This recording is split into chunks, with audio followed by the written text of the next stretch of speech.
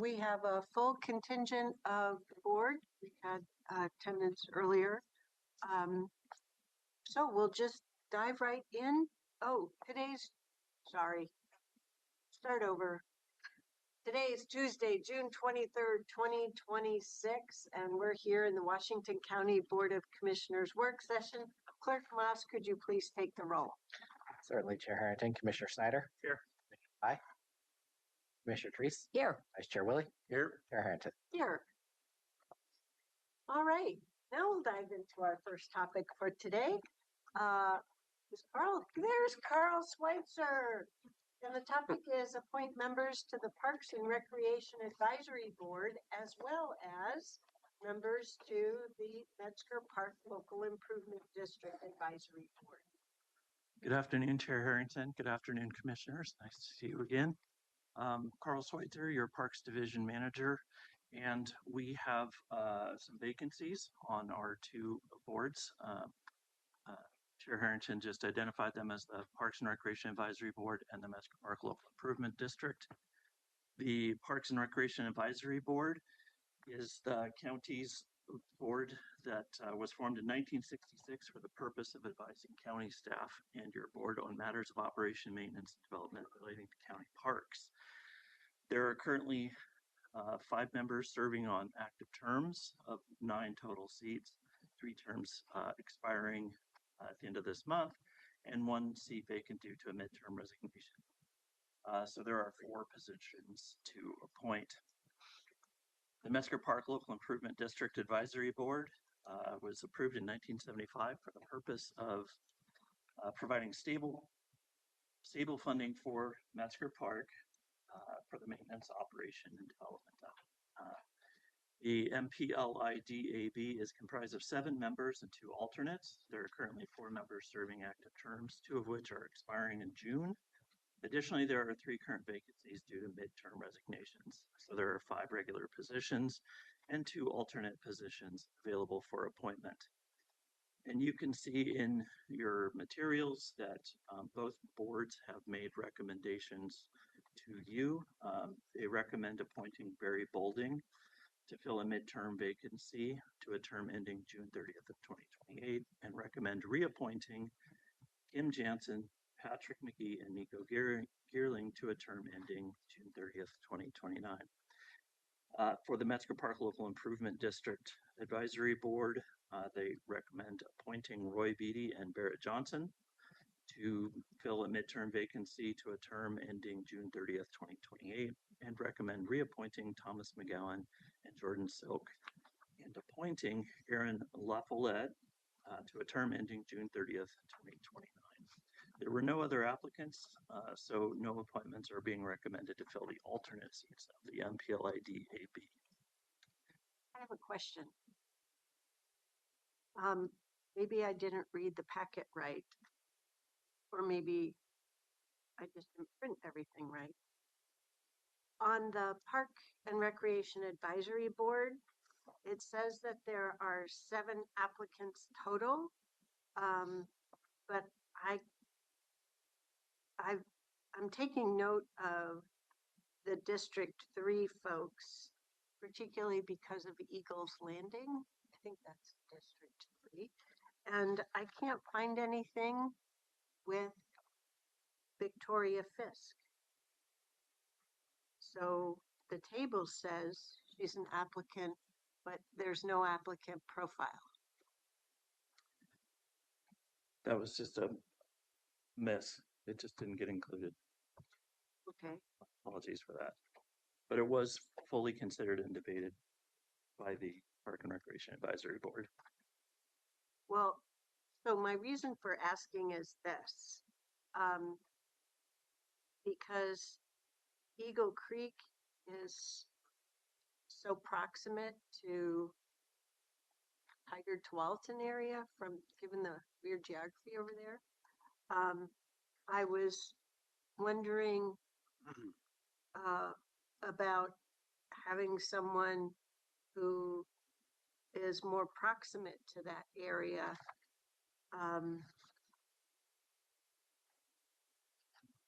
And but I can't tell from the applicants if any of them were indeed proximate to Eagles Landing and or canoeists.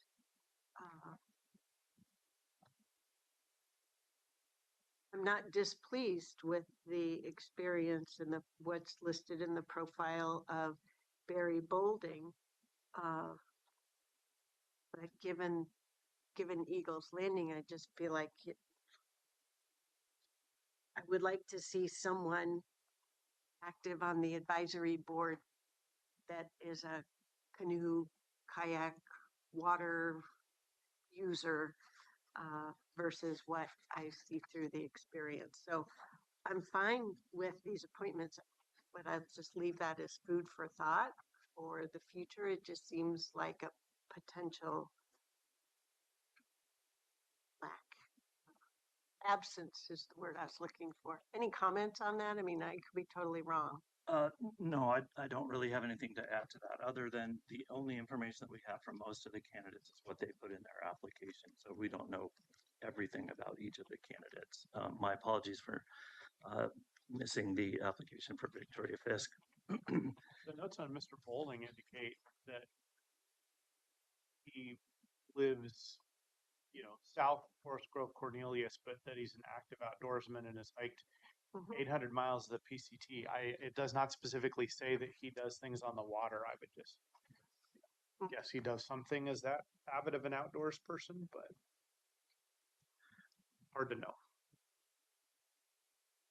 Yeah, it's just given the portfolio that I always remind myself, right? Heg Lake, Eagles Landing, and Metzger is the entire portfolio.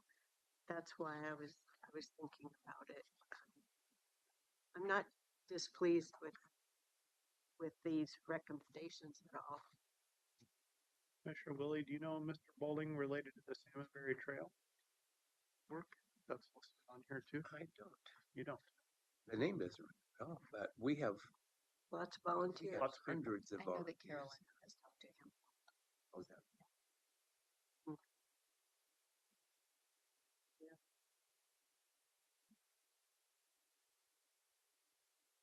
So That's with, why I just leave it as food for thought. And I don't know if under the page, the web page that lists all the committees that has a blurb on this committee, if we call out those 3 parks specifically by name or not. That might be another way to increase interest as well. that's a good point. That's all. So with your permission, we'll put this on one of your next business meetings for the consent agenda. Was everybody okay with Metzger as well? I know I called attention to the Yes. parks. Great. Yeah. Thank you. I Thank look you. forward to having Mr. Roy Beatty participating, given how much robust feedback and insightful feedback he's provided. Oh, right. Yeah. Yes. That'll be great. Cool. Thank you, commissioners. Thank you. All right. Good to see you, Carl. Onward we go to the primary election update. Thank you for being here today. All right, thank you. Good afternoon, Chair Harrington and Board of Commissioners. I'm Eric Olson, Director of Assessment, Taxation, Records, and Elections, and I'm joined today by Dan Forrester, Elections Division Manager, who will be presenting on the May 19th, 2026 primary election. All right. Good afternoon, Chair Harrington, Board of Commissioners. Once again, for the record, Dan Forrester, Manager of the Elections Division. And we're bringing up the presentation as you speak. Perfect. Yes. Yeah, it's loading very slowly.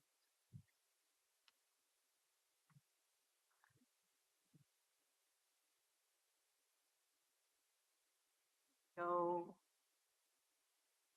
wrong presentation though. I can't speak to this subject.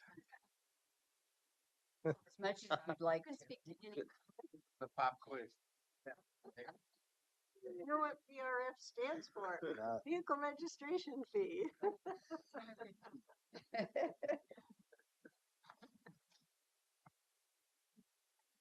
would be a fun versatility exercise. For us and Yes, Yeah. yes, I think so. A little mean for staff. Well, it's just the authorization of it, how many pictures you get it. There we go. There we go. Thank you. All right, thank you, Kevin. This looks more familiar. All right, so very pleased to present you with this recap of the May 19th, 2026 primary election. I'll just start with the agenda. Is it on? Has anybody turned it on yet? I have to press this button at the top. Oh, there it is. There it goes. All right, so just reviewing the agenda, we're going to talk about what we've done recently to wrap up the primary election. And we'll go through sort of a timeline or a description of the workflow of what we do in administering the election. I'll share with you some election statistics. I'll talk about what the Elections Division has done to engage the voters in Washington County and outreach to the community. I'll talk about the ways that the Elections Division continues to maintain community trust, and then I'll leave you with a few key takeaways, and of course, there will be ample time, I'm sure, for your questions. Whoops. There we go. Okay. So we are actually right now in the process of wrapping up the election. We certified the election on Friday, June 12th, and that certification was our sending all of the official results of the election to all of the participating districts. Of course, this included Washington County, but also state of Oregon, so the Secretary of State's office, and all of the other participating districts, such as the city of Beaverton, city of Tigard, Tualatin Hills Park and Rec District, and then some other districts that are shared with other counties, such as Newburgh School District, Clackamas's Lake Oswego, River Grove, and Wilsonville, and then Metro. Of course, Multnomah is the filing office for Metro. The results of the election are available on the archive page on the Elections Division website, and they're also currently available on the Secretary of State's results page. I've included those links in the slide presentation for reference. Okay, so I want to go over the workflow of what we do in conducting an election. And before I start, I just want to acknowledge that the elections team is a small group. There's 9 people in the elections division, including myself. We're a competent group, but we simply could not conduct an election without a lot of assistance from the community. And so every election, we're joined by many temporary workers who help us in every aspect of administering the election, from helping us with voter registration, proofing, tabulating ballots, every step of the way. So we couldn't do it without the scores of people and sometimes even hundreds of people that help us out to conduct the election. So this summary, which is going to be this slide and the next, is a summary of the workflow. It begins over 2 months before Election Day, and it doesn't conclude until over a month after Election Day. So it's really quite a long time. Also really important to say at the outset that the Elections Division operates in an environment that's politically neutral, where we follow all of the laws to the letter. And this is just foundational to our credibility as elections administrators, and we do this every step of the way. Every step of the way, we are politically neutral, we are following the law, we are bipartisan in nature. So the first step on the journey is the measure and candidate filing phase.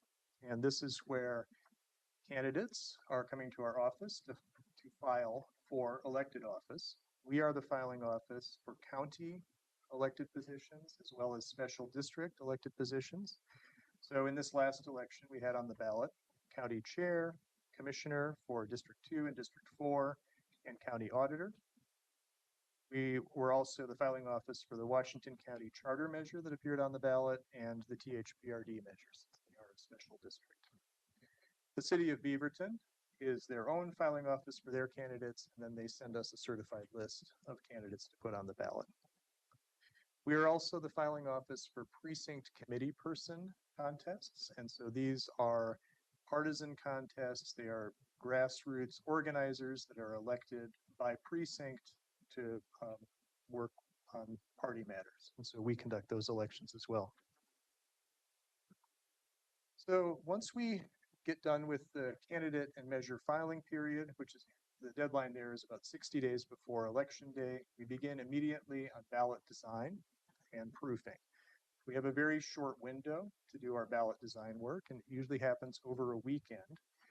The primary is particularly complicated because we have all of the usual contests, all of the usual candidate contests and measures on the ballot, but we also have the partisan ballot styles. And so in addition to non-affiliated ballot styles, we also have ballot styles for the Democratic and Republican parties. So it's just that much more complicated. Plus we have the precinct committee person contests.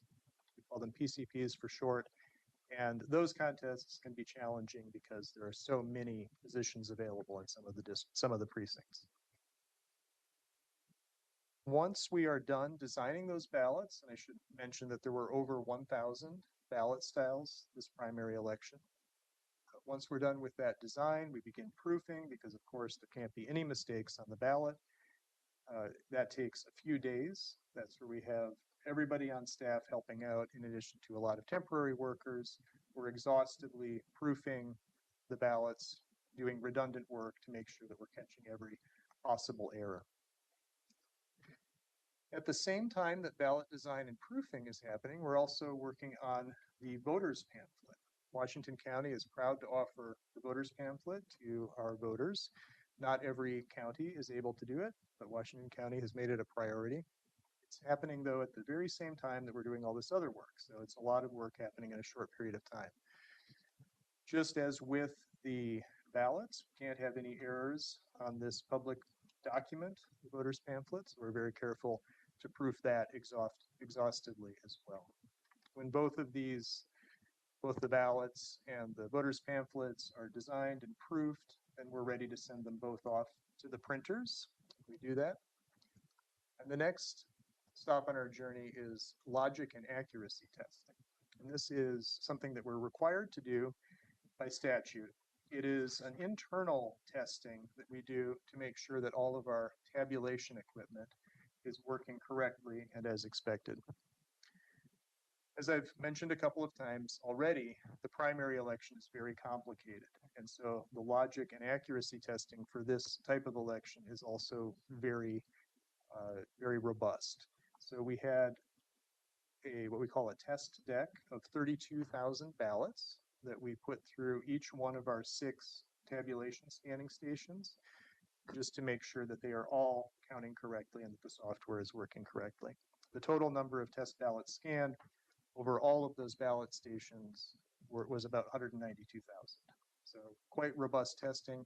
It takes more than 2 days to complete this testing. We also are required to perform a public test of our tabulation equipment, which is a subset or a summary version of this larger logic and accuracy test. So the public test, there's 2 public tests. One happens before we start scanning ballots for the election. The other one, we conduct the other public test when we are all done scanning ballots right before we certify. Those public tests are summary versions of the logic and accuracy test, and they, instead of taking 2 days, they take more like 4 hours. So the public, of course, is invited to those events. So after we are done with testing, we move on to the voter registration deadline. Of course, we are always in the elections office working on voter registration. We do that year round. We're making sure that the voter rolls are up to date, that voters who move within the county, that we're capturing their correct address. If a voter moves out of the county or out of state, we're inactivating or canceling them. When voters pass away, we make sure that we are canceling those voters. So we're always doing that work. It's a dynamic organism, and we're constantly working on that. We're also changing party affiliation, which becomes relevant, especially in the primary election. And so as in the lead up to that voter registration deadline, which in a primary election is also the party choice deadline, there is a lot of activity on the part of the, the voting public. They are updating their addresses, making sure that we have their current information. They're also maybe choosing to change their party affiliation. They have to do that 21 days before election day. They have to change their party affiliation. They can change their address after that deadline. So that deadline happens 21 days before election day. I should also remind you, although I think you know, we have about 400,000 registered voters right now in Washington County. So there's a lot of movement in that group. Chair, is it okay if I ask a question? You'll prefer we wait. What if we wait and get through it all? Go on to the next slide. So as soon as the ballots are printed and ready to send out, we begin working to get those out to our military and overseas voters. So these are folks who are stationed either domestically on bases here in the US or overseas, or voters who are living overseas but have a Oregon residence address. And so per federal law, ballots to this group, which is sometimes called UOCAVA, have to go out 45 days before election day. We have around 1,800 UOCAVA voters in this category. Those ballots go out 45 days before election day. We also have a deadline associated with out-of-state voters. So these are voters who have an out-of-state mailing address. So think college students, or snowbirds, or other people who are living temporarily outside of Oregon, but maintain an Oregon residence address. These folks also need more time to get their ballot and send it back to us. So per state law, we send these out 29 days before election day. And we have around 1,700 voters in this category. 20 days before election day, we come to our main ballot mailing. And this is when we mail out the vast majority of our ballots, so around 399,000. Those all go out on 20 days before election day, and almost as soon as they are mailed out, we begin collecting them from drop sites and through the post office. So our teams, again, these are mostly temporary elections workers, will be going to the post office to collect those ballots, and then to our 21 ballot drop site locations in Washington County and collecting them, bringing them back. Once they are back at the office, we begin with ballot processing and signature verification. This is a good time to just remind a couple of the sort of safeguards that we have in place around ballot processing. So each ballot issued has a unique ballot identification number, and this prevents a voter from casting more than one ballot in an election. It is possible for voters to be issued more than one ballot. So for example, if we get a late address change, a voter might get that second ballot, and it's possible for a voter either intentionally or unintentionally to send in that second ballot. But we only count the ballot that has the active ballot identification number, and the system is set up to kick out the ballot that is not the active ballot. And also, part of our ballot processing process is to verify signatures on all ballot envelopes. And so only ballots that have the signature verified can go on to be accepted and counted. So each ballot is, the signature on each ballot is verified before they are accepted. After ballots are accepted, we go on to ballot opening and tabulation.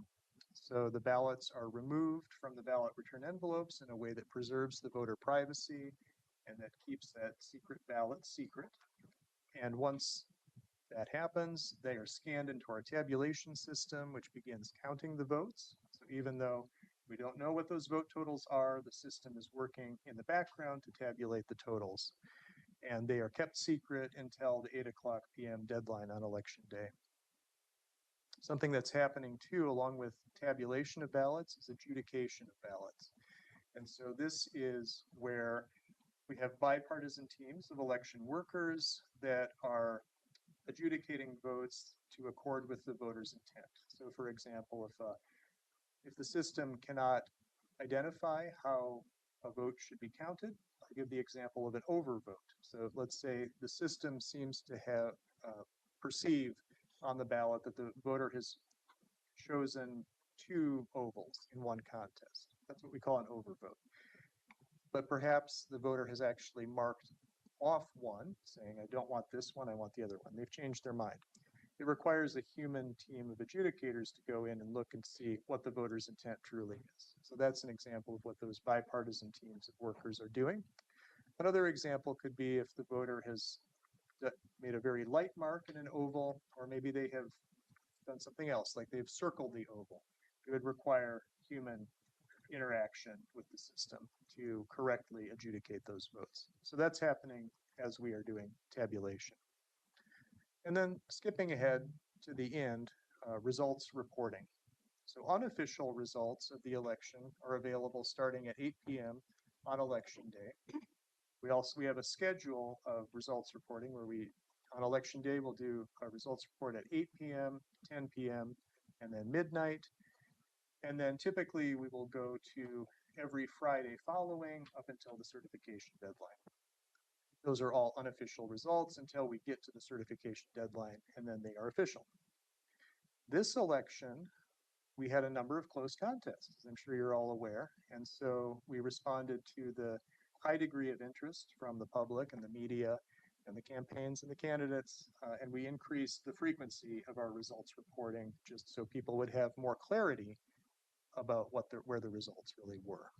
And so we were very grateful to the patience on the part of all of those media organizations and candidates and campaigns as we got those results out. And I think a lot of people understood that the most important thing for the elections office is that we are accurate and that we are giving correct results, and that sometimes it takes a little while to get correct results. I think people were gracious and understood that where we were coming from.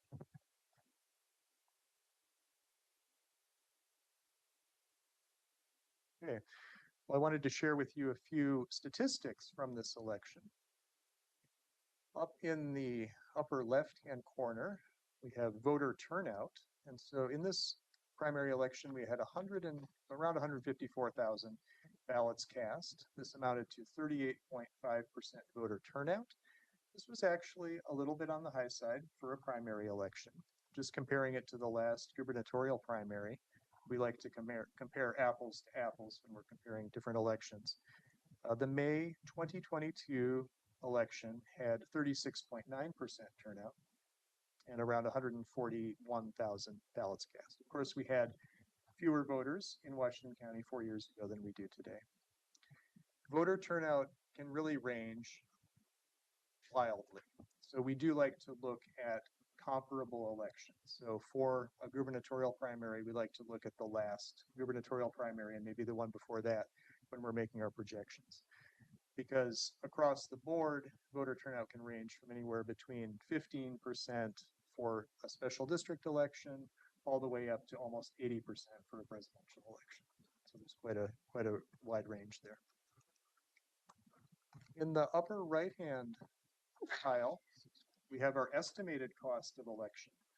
This is an estimate because this is the part of the election that we're not quite done with yet. We're still getting all of the invoices for the election, and we are creating our own invoices that we send out to those districts that we can bill for the election. But it's pretty close, right around $525,000 total cost, including the voter's pamphlet.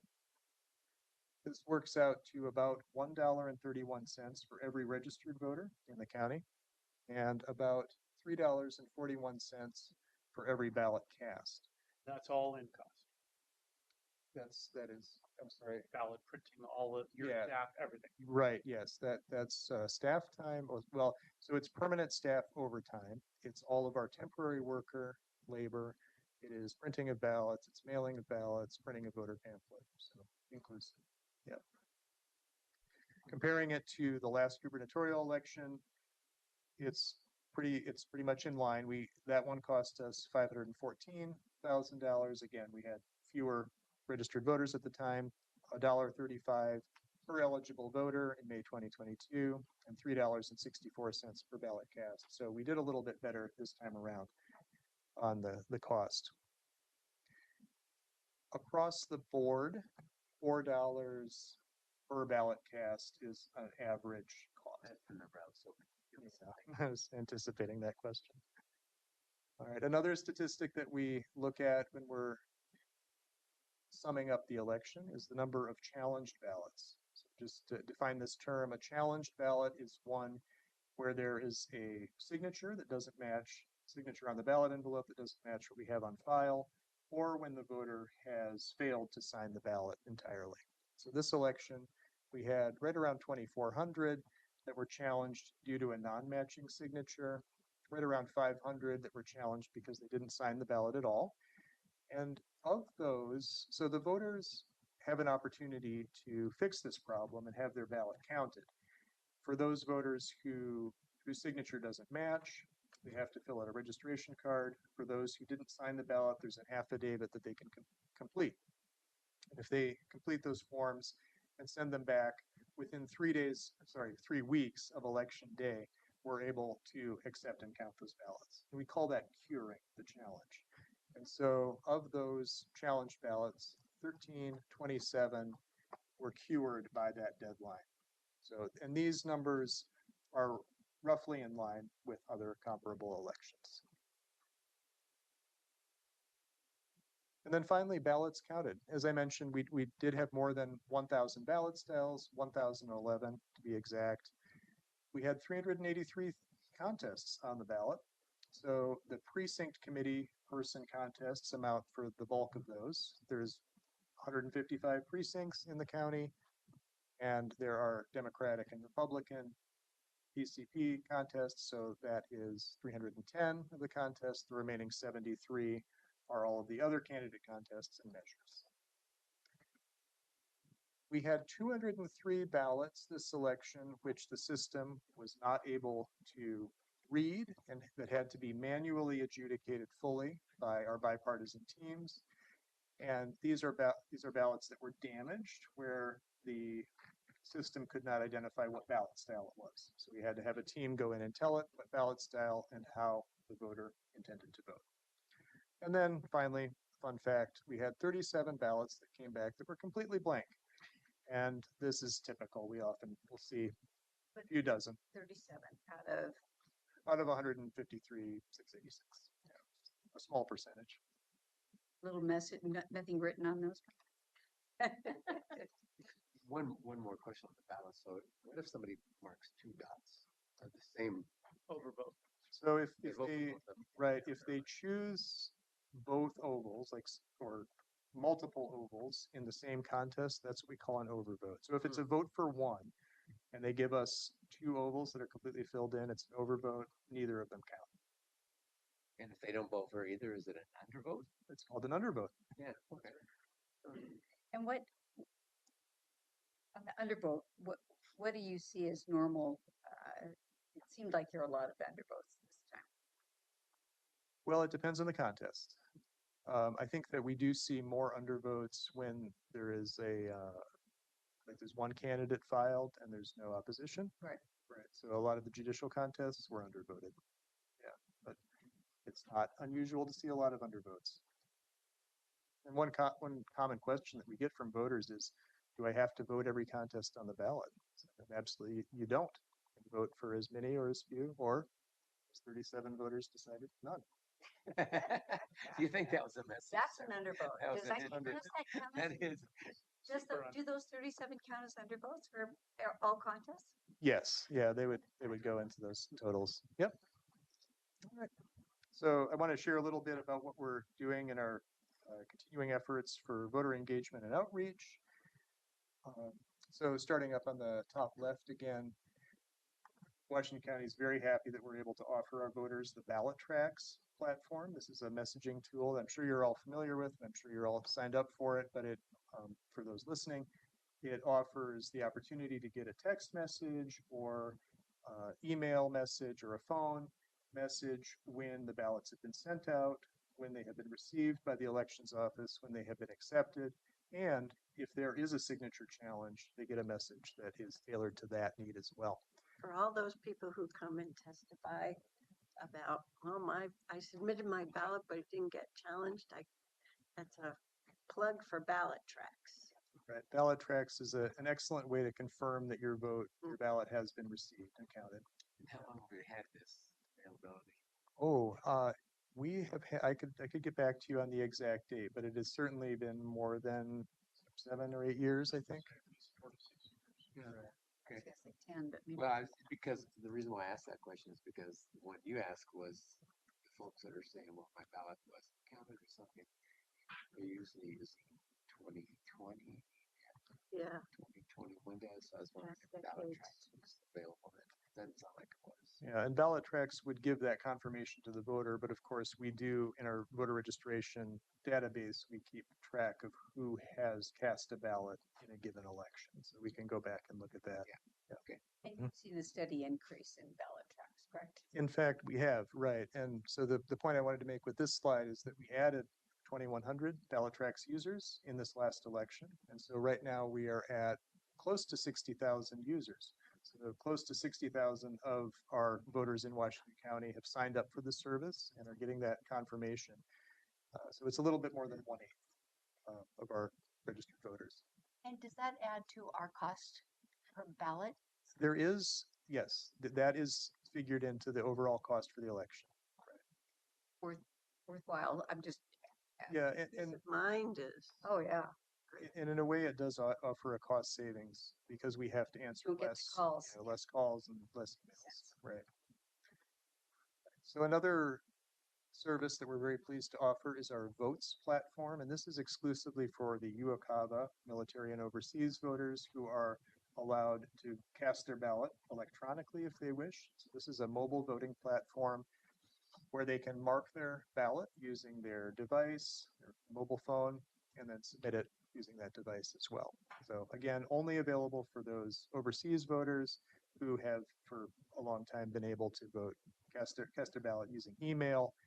This is just a way to extend that to them. We've been offering this since 2021, and the number of people using this technology has increased over time. We hit a high mark in November 2024 where we had over 800 people casting their ballot using Votes. This election, we had about 219 voters What year using was it. November 2024, we had actually 870. Right. Of course, that was a presidential election. Did they get an account set up for them or? Yes, yep.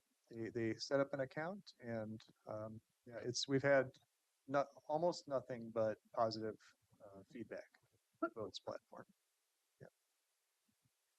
So another service that we're proud to offer is voter assistance. And so this is assistance to voters who are disabled or otherwise require assistance, either having the ballot read to them or perhaps marking a ballot. These are bipartisan teams that will go out into the community to assist these voters where they are. So often they are going to assisted living centers or other community meeting places such as Beaverton Library and meeting with these folks and helping them there. Of course, people can come into our office as well and we can assist them in the same way. Again, we always assist them as a bipartisan team, so not two members of the same party but different parties. And then finally, a lot of community outreach happened this last election, a lot of presentations, many tours to community groups. Some of the types of groups that have contacted us wanting this sort of service are advocacy organizations, union groups, Oregon League of Conservation Voters did tours. We've also had church groups contact us to do tours. We did have a church group reach out that needed Spanish interpretation, and I'm pleased to say that we were able to offer that because of our bilingual staff. And professional organizations like the Washington County Public Affairs Forum, and then of course, just individual members of the community who come in and ask for a tour. If we can make it happen during an election, we do. You know, it's a very busy time. You know how busy we are processing ballots and doing signature verification and all of those other functions. But if we can carve out 15 minutes or half an hour for a tour, we certainly do.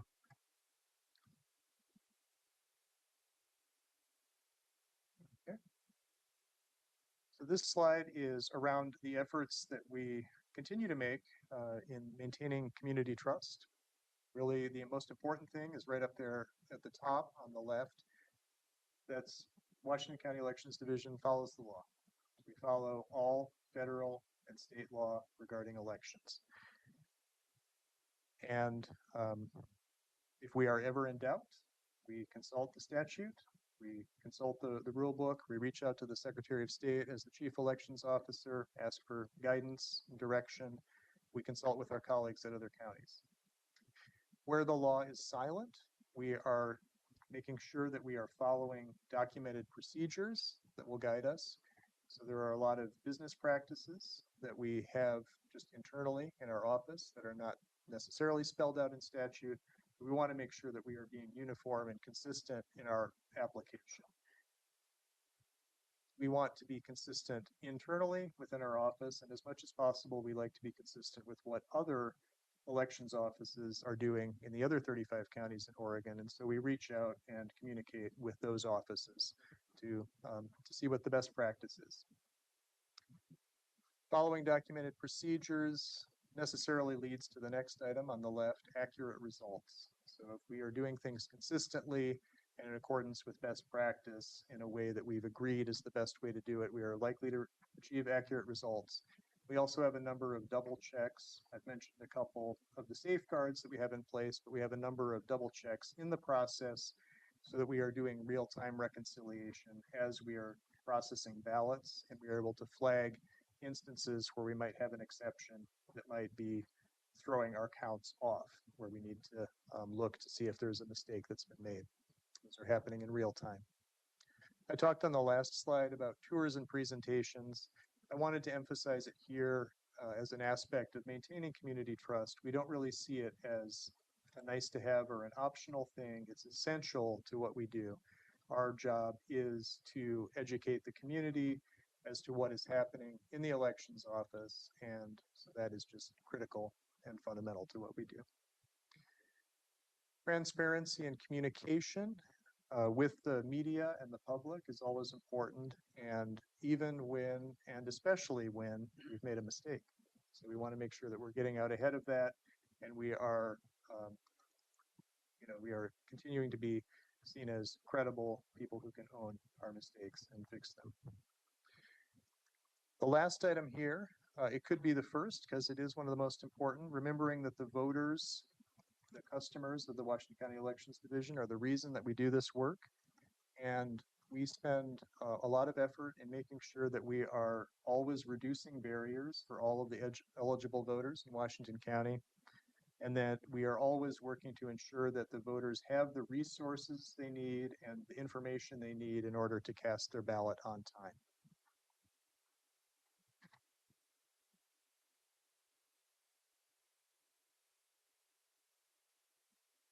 Looking forward, a couple of items here. We have some budgeted funds for video enhancements at the elections office. So as part of the recently adopted budget, we're very happy that we're able to add additional cameras within our building. Specifically, this would add camera capacity to our boards, our ballot opening and tabulation area, and to our warehouse and sorting area. So it's been something that's been requested, and we're glad that we're able to fulfill that request. This will increase transparency and give members of the public a much better view of ballot processing. I also wanted to just touch upon a couple of legal issues. So the Supreme Court ruling on postmark ballots. I'll stay in my lane on the legal stuff, but so the Supreme Court, as you might know, is considering a challenge to a Mississippi law that allows ballots postmarked on or before Election Day to be accepted and counted. So there are 29 states that have some version of a postmark law on the books, including Oregon. Oregon's postmark law came out of the 2021 legislative session. It became effective January 1st, 2022. And briefly, it requires that ballots that are postmarked on or before Election Day and received within 7 days of Election Day be eligible to be counted.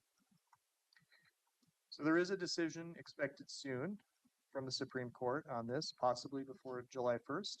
I was looking at the news before I came here to see if I could add anything, but nothing as of yet. And so we don't know how the Supreme Court is going to decide. If they do decide that ballots received after Election Day that are postmarked on or before Election Day are not eligible, of course, Washington County is going to follow the law. And we are going to be seeking direction from County Council as well as our partners at the Secretary of State's office on how to best be in compliance with that law. We would likely just be going back to how we processed ballots prior to January 1st, 2022. And it wouldn't have a huge impact on what we do logistically. The difference is going to be if we did have to roll that back, it is a communication effort because we have spent the last 5 years, Washington County, all of the 36 counties and the Secretary of State's office have spent the last 5 years educating voters on Oregon's postmark law and telling them that if they cast their ballot, they mail it in, and we receive it within 7 days, and it's postmarked on or before Election Day, we'll be able to accept it. So we're going to have probably redouble those efforts with new messaging. And the greatest impact, the voter group that is going to see the greatest impact is going to be the out-of-state voters. So these are voters in the United States, not UOCAVA voters who can vote using electronic means like the Votes platform or email, but voters who are elsewhere in the United States who do not have an option of using one of our 21 ballot drop site locations, who have to put their ballot in the mail. And so they are going to see the greatest effect. The bottom line on this, as with any legal question, is Washington County Elections Division follows all federal and state laws regarding elections. I also want to just touch on the Safeguard American Voter Eligibility Act, or the SAVE Act, which is currently in Congress. Again, just with the Supreme Court decision, we don't know if this is going to become law or if it will become law in its current articulated form. But just to go over some of the provisions of the SAVE Act, it would require voters to prove citizenship in person in order to register to vote. It would require voters to produce ID at polling places. Voters voting by mail would have to include a photocopy of their ID with a ballot request form and also with their ballot. States would be required to provide voter rolls to the Department of Homeland Security. So those are just a few of the provisions. There are others. There is currently no funding source identified to help with implementing those proposed changes, which of course would be pretty big changes in Oregon. If this act does become federal law, again, we will work closely with County Council and with the Secretary of State's office on determining how best to implement it and to be in compliance with the law. And again, just to hit home that point from the earlier bullet point there, we are going to follow all federal and state laws in every situation.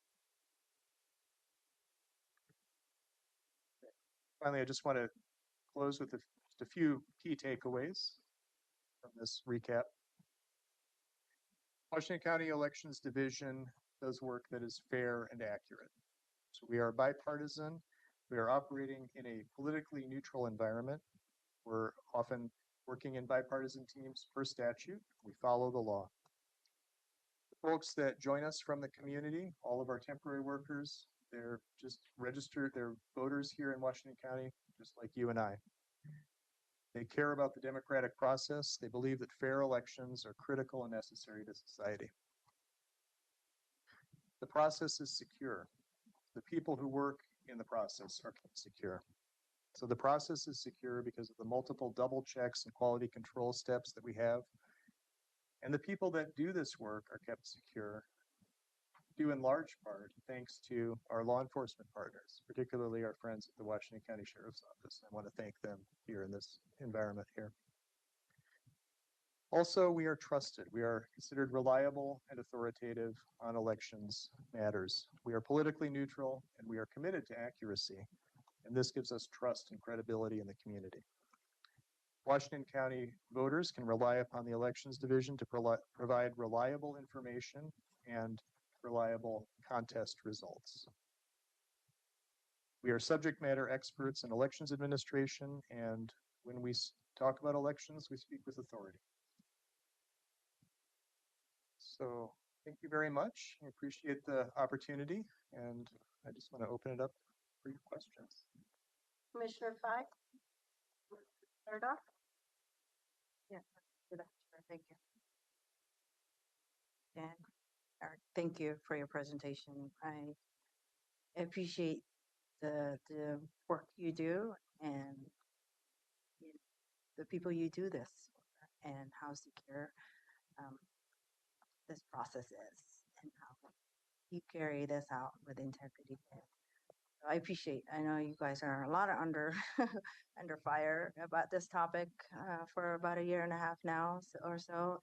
Actually, getting close to 2 years now. But people are exercising their right to question and to be curious, and I think we're doing the best we can to try to mitigate that.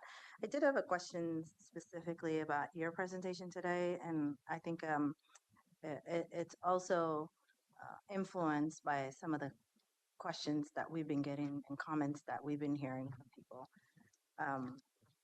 So the question I have is, and I forget what slide it was going over. Perhaps it was voter registration part of it, but you'll figure it out when I ask. So how do you, and when I say you, the election department, Right. I don't know how else to frame that question instead of avoiding the you, but how do you know when a registered voter moves out of Oregon? Right? Like, I think there's a lot of comments that we've been hearing that people have moved out, but they stay and they do get ballots.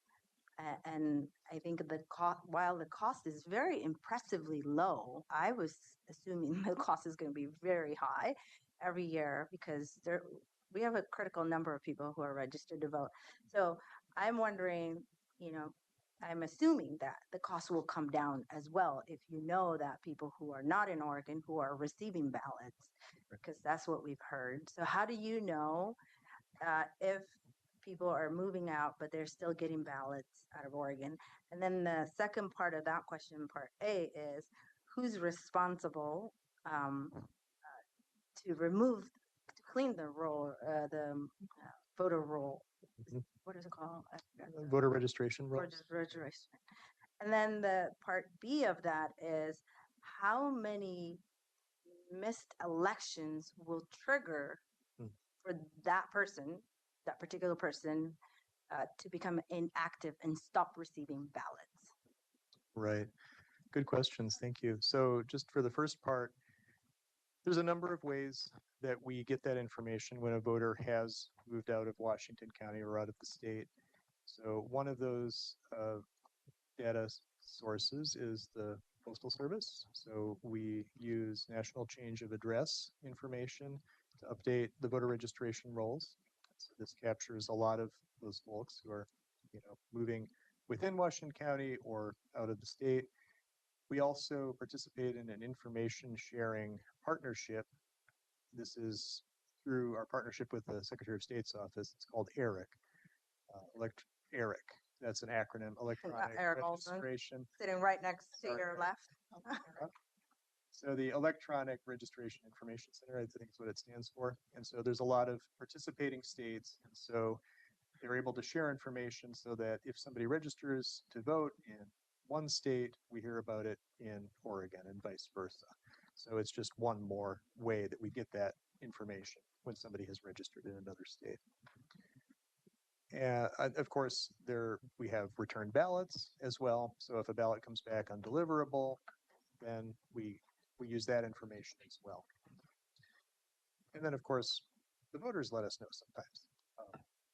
But if they're moving out of state, typically we don't hear about it from them. We'll hear about it from one of these other sources.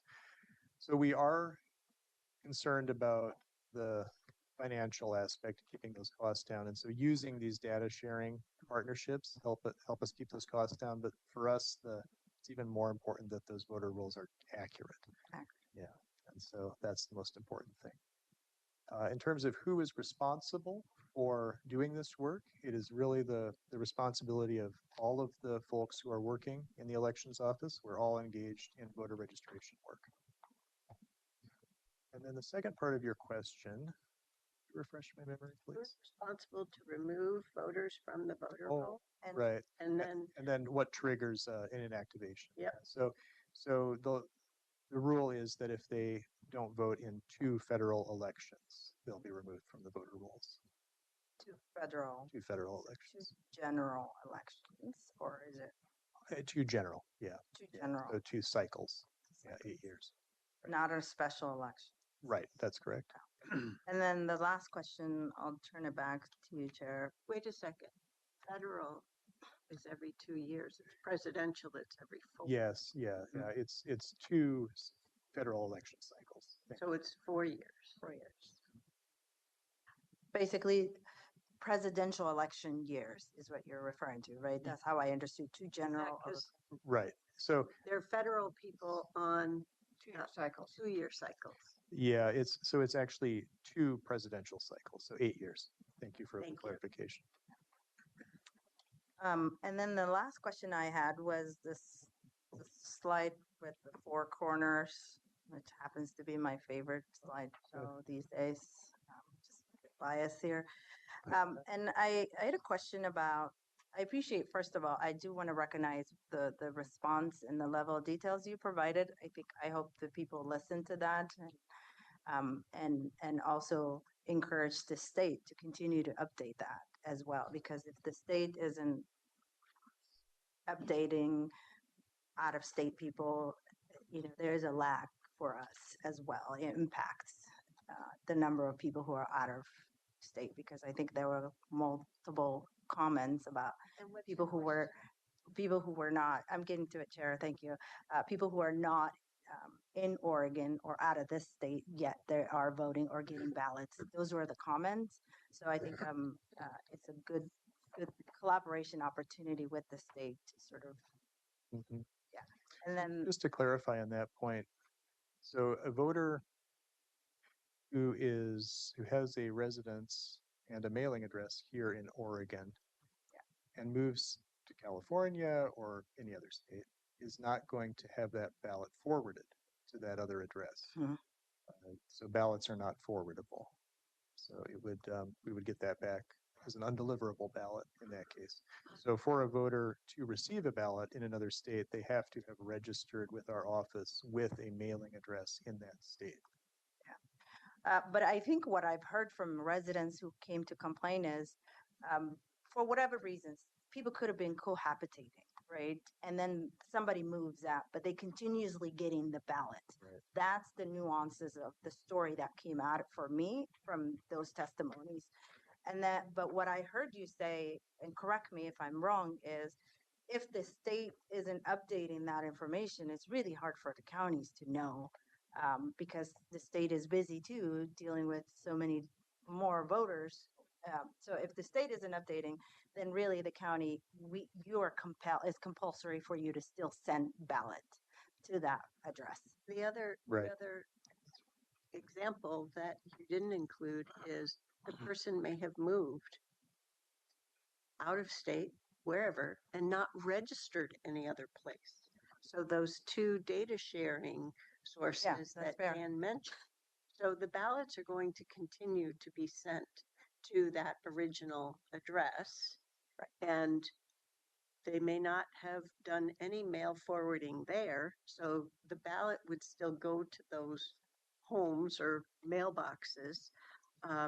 And it won't be until after 2 presidential cycles that those voters would be cleared. Yeah, I mean, that's fair. I'm just bringing life to the comments I've heard from Yeah. constituents, which is particularly that people who are actually registered in that state, yet still continue to get an Oregon ballot, right? So that's what they brought life to, and that's what I'm just, but the scenario the chair talked about is also accurate. That could be in play. The So other. we need to move on to other commissioners. Yeah, I do. Had 10 Final minutes. question I have. Yes, thank you, Chair. Well, everybody jumped in, so I felt like it was a group discussion, but you commented back and forth, Chair. But I will be on. I'll be quick, Chair. I won't prolong. Last thing I have is challenged the signature, challenging the signature part. And I'll try to streamline this comment. But so two things. If there is no signature, do you count that ballot? Do you count that vote? No, they have to have a signature on the ballot, And then when do you, on the envelope. So I can answer that one. So if there is no signature on the ballot envelope, we send the voter a communication letting them know that they failed to sign the ballot envelope as required. And then they have the opportunity to complete a signature affidavit form saying that they did cast that ballot. And and then they send that back to us, and then we are able to count it in that case. We get that affidavit back. That cures the It defect. cures the defect. so 3 weeks after the results have been certified, there is potentially, No, hold on, That's Chair, can I get my 3 weeks question out after first? election day. The day of the election? So you, within the 3 weeks is when you're actually doing this process. Right. And those votes, if you do find out, because I also have the other question about the signature was around like the challenge. So you solve the problem before the results are certified. Right. Yeah. So the way the timeline works is we have 21 days after election day is the deadline to cure any challenges. And then the next Monday is the certification deadline. That's okay, we need to move on to other commissioners. Do other commissioners have any questions or comments? Yes. Very quickly. And you'll get up to 10 minutes. Okay. I'll hopefully need much less than that. Two lines of thought, both comments and questions. One is around just privacy overall and the presence of both the QR code, which I've understood to be from the mailing house to make sure they're as part of their quality check process. And then I also heard you talk today about a unique ballot ID that can be used to make sure that someone doesn't submit more than one ballot and that only the accurate or the most recently issued one is counted, essentially. At least that's what I heard you say. That's correct. Can you explain to me how people's privacy is still protected despite these unique identifiers being present in this process? Because I don't fully, it's a little hard for me to wrap my head around those two things going together. Right. Well, thank you for the opportunity to answer this question. So the unique ballot identifier is on the ballot envelope. Okay. And that's it's called the 3 of 9 barcode. It's the one with the vertical Ballot lines. envelope that goes back to you or the ballot envelope that comes to us? Oh, okay. So the ballot packet that you receive has a window, Mhm. and then you open that, and inside that there is a signature on it. Right, right. Right. And so when I say ballot envelope, that's what I mean. The It's signature. the signature envelope. Okay, thank you. So that has a barcode on there that has the ballot identification number. So it's just on the envelope. And So then, there's nothing that prevents someone from taking the wrong ballot and putting it into the right envelope. there's nothing that prevents So somebody. the ballot is truly, there is no unique identifier on the physical ballot. So yes, there is no identifier on the physical ballot that will tie it back to an individual voter. Okay. Yeah. But there is, obviously, the ballots that go through our mailing house do have a 2D barcode in the upper left-hand corner of the ballot. So that is for matching in that manufacturing process where the ballot packets are assembled. So since we have 400,000 registered voters, we have to have efficiencies in the process in order to put those ballot packets together in, we really only have about 2 to 3 days to do it. And it's just not possible without some degree of automation. And so we've worked with our mailing house to set up the system where they will match the correct ballot style to the correct ballot envelope. And then that information that connects that ballot envelope with the voter's name on it to that ballot style is not something that we possess. It's something that only our mailing house uses as they are putting that mailing job together. Someone got their data. And then when the mailing, I'll just sorry, Yeah, that's so close. And when they are done with the mailing job, they destroy that data. So they are the only people that have that information. When they are done, when the pallets are wrapped up, sent to the post office, that information is destroyed.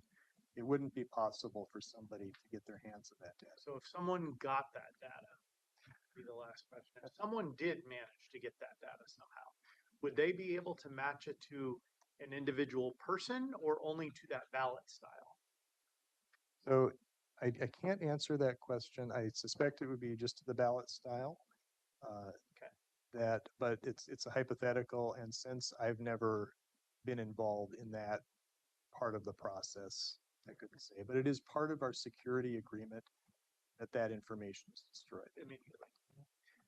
My last comment is going to be really more of a comment and not a question, and that is just to explore this. You use the term bipartisan a lot of times in the review groups, et cetera. As someone who's not part of a party and never has been since I registered to vote, when I first turned 18, that just like listening to that a lot of times made me think about minor party candidates, minor party participants, and now the very large burgeoning non-affiliated voters and how and where they're represented in that process. So just some feedback or things to think about there. I don't know. What is that in the ORS? Yeah, thank you, Chair. Chair Harrington sort of identified where I was going to go with that. The bipartisan language is statutory. So there are certain things that we are required to do by statute where we are working with bipartisan teams, right? So And that's defined as it's- Republican and Democrat. it's defined as members of the same major political party. So if there was a new major political party, it would be inserted into that process? So As determined by The legislature? Oregon. I'd have to check on that and get back to you. I believe, my recollection of the language is that it is major political party. And typically we don't have a situation where we have, 4 members of the Working Family Party or Green Party or what have you. It's normally Republican and Democrat. We certainly wouldn't put 4 members of minor political party together if they were all the same party if we knew that. But the way it's set up right now is we have Republican and Democrat and then everybody else, whether they're associated with the minor political party or not. So there are others that participate.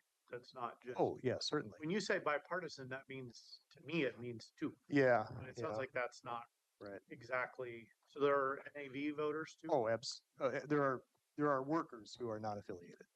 So why do we call it bipartisan groups? Well, it just points to the statutory requirement Okay. that we cannot have 2 members of the same political party doing certain functions. On their own. On their own. So for example, adjudicating ballots or opening ballots, those are called out specifically in statute.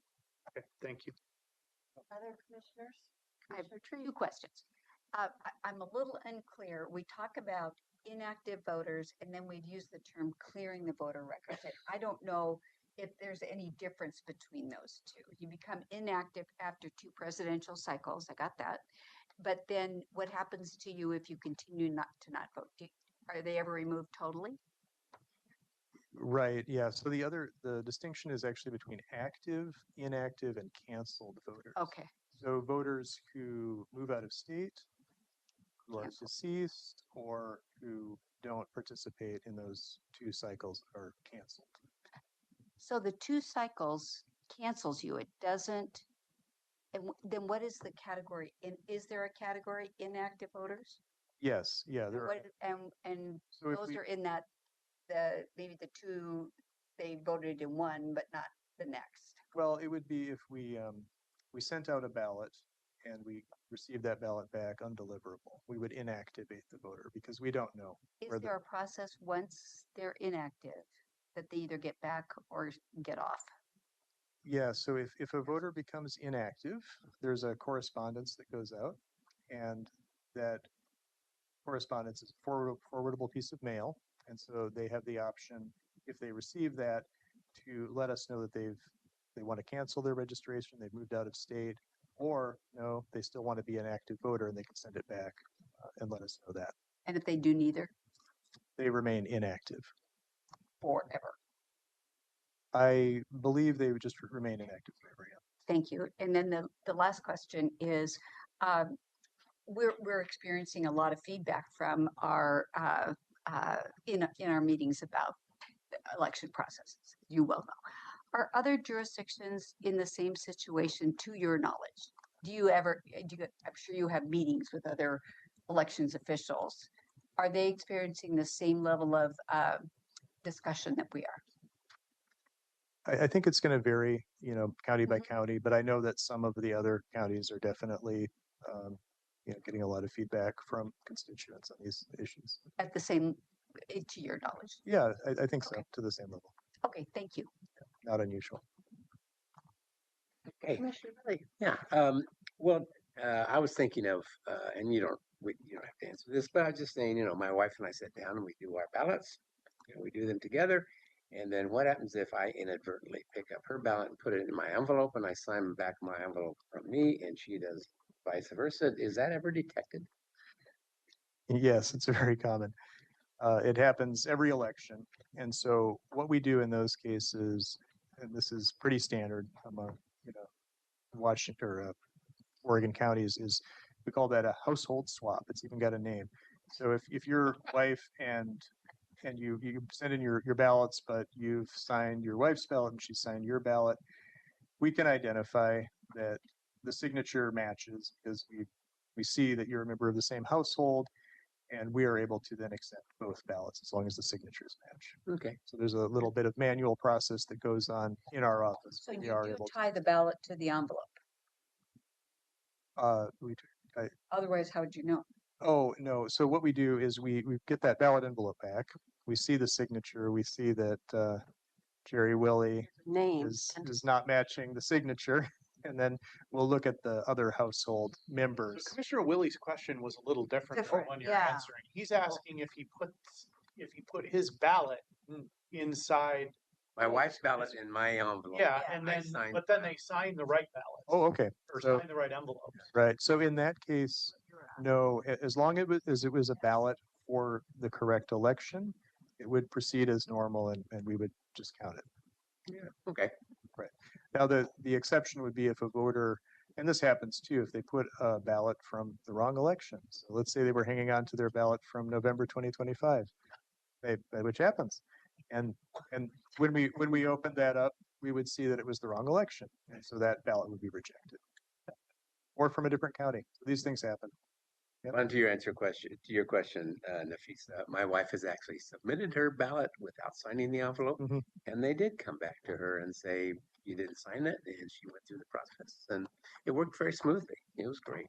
Good. I'm glad to hear that. So the comment I would make is we get a lot of information, obviously, every week at our meetings about the integrity of the election process. And I notice in your slides that there's a number of times you said, honesty and integrity and dedication. I just want you to be assured from at least my standpoint. I think I speak for the commission. This isn't a question about you and your team's integrity or honesty. I think it's a question, obviously, a challenge of the process. I am not a fan of motor voter registration. I just don't like that process, but it has nothing to do with you. And so I just want to say, from my standpoint, I think you and your team are doing a great job. You're trying to be very transparent and trying to meet the questions and the demands that they are putting on you. And I have questions as well, but it's nothing to do with you and your team. So I just want to make sure that you understand. We think you're doing a great job. Well, thank you for that vote of confidence. And I will say too that the vast majority of comments that we receive from the public are overwhelmingly positive and aligned with what That's good. is expressed. Thank you. Go ahead. Great, thank you. I have a question about, I'm trying to ensure that I've asked a question about ballot handling that will help clarify a few things that we've been hearing in comments. So we've gotten several comments from people who say, well, I dropped the ballot in the mail, but for whatever reason, they think their votes weren't counted. And as we've gotten comments from folks, I have reminded myself, but I won't offer you the opportunity to tell me I'm wrong. It's the county's responsibility to get the ballot sent out to the voters per the registration. And then it's the responsibility of the county to process those ballots as they are returned to the county. So in between, it's the responsibility of voters just like me to get my ballot to either a drop box, the ballot boxes in libraries, for example, or to the elections office.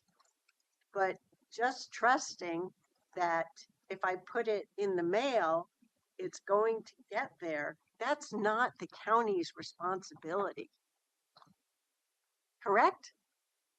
Yeah, I think you are correct. I mean, I will say though that we have a lot of faith in the ability and the capacity of our partners at the post office. Yes. For the mail, absolutely. wouldn't work without them. Just to speak to your broader point, you know, from the elections division standpoint, we do whatever we can to reduce the barriers for eligible voters to participate in the process. And so, you know, we supply as many ballot drop box sites as we can reasonably do. And we make sure that we're getting the information out to the voters, that we're giving them plenty of time to return the ballot. But at a certain point, we can't dictate if voters are going to participate or in what kind of numbers they're going to participate. There's a lot that is on the voter. Yeah. Well, and I do have two more comments, and one of them is just echoing the same sentiments that Commissioner Willie and other commissioners have made about our positive appreciation for the work that the elections office does. But the last one is with, oh darn, I forgot it there for a second. It related to, shoot, I forgot it again. Oh yes, now I remember. I received comments from several folks about, I appreciated the emails that we received about the very high volume on election night. Now, I've always known election night has always had a high volume, but it seemed to me that the email, or my recollection is that the email that we received indicated that there was an even higher level of ballot returns on election night. And I really appreciated getting that heads up because it helped me understand as the informal results were changing that it was more than just the 7 days for the mail-in ballots. And some people were asking me, well, they heard that different groups were collecting ballots and were stuffing them into ballot drop boxes that night. And my response to them was, that may be so, but the county does not dictate how people return their ballots. There are a variety of ways for people to return their ballots, and there's nothing that says they have to use the full time of the mail-in ballot procedure. So I just wanted to make sure I shared here questions, comments that I've received from folks about that. And I'm not bothered by the fact that I received those questions or comments. And I feel very well informed from CAO to every election worker, very well informed about the process, the trust, the accuracy of the work they do. So thank you. And onward ho we go to the next election. Yeah, thank you very much. Chair, I think you made an important point that I think the public should really pay attention to, and that is that if you want to make sure that your ballot is counted, don't just put it in the US mail. No. Put it in a Dropbox, take it to the elections office. Like And I'm sign up getting for a- ballot tracks. Yeah. I mean, I'm just getting, I'll be honest, a little tired of that.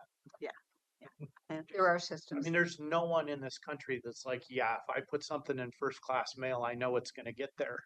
That's just not how our postal service works. And I forgot one other tidbit. This ballot box over here gets more than just cars.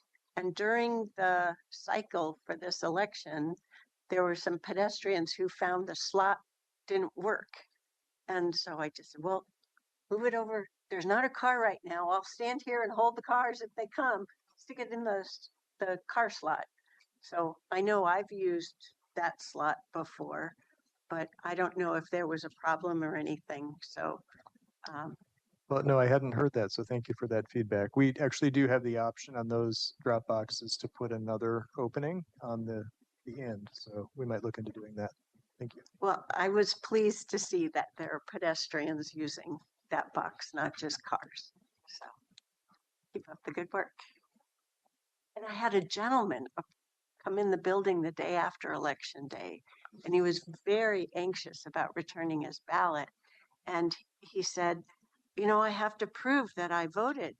And I talked to him some more, and he thought he absolutely had to vote. And I said, no.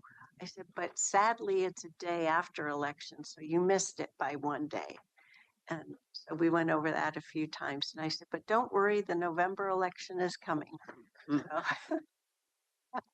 but I think he'll make sure to get it into a Dropbox, a secure Dropbox before the deadline in November.